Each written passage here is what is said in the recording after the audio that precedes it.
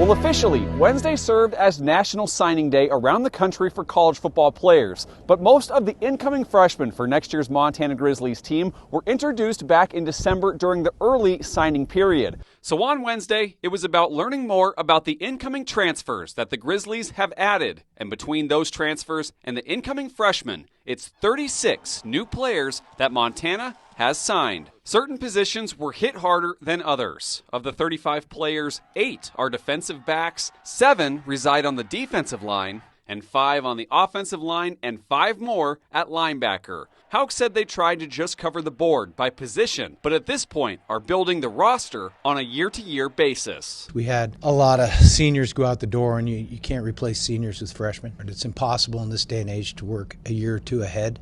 It's just impossible the way things are. So you can't really plan much beyond August to August. Some names jump off the page when it comes to the transfers, including Whitefish native Finn Ridgway returning to Montana after spending 2 seasons at Division II Minnesota State Moorhead. The Grizzlies also added Hunter Peck, last year's Defensive Player of the Year in the Frontier Conference at Carroll College. It doesn't matter what division you are, we're looking for a specific type of person. So, I mean, in AIA Division II, good football players are what we're looking for, and guys that fit what we do. FCS All-American Michael Wortham Jr. is also joining the Grizzlies after starring at Eastern Washington as an all-purpose player. Plus, 2 others come to Montana from other Big Sky schools, as well as 7 FBS drop-downs, and others who received accolades at their previous stops. It's like speed dating a little bit, and you can have a guy committed, and then all of a sudden 2 days later he's going to Ole Miss or something, which happened to us. So it can be a little frustrating.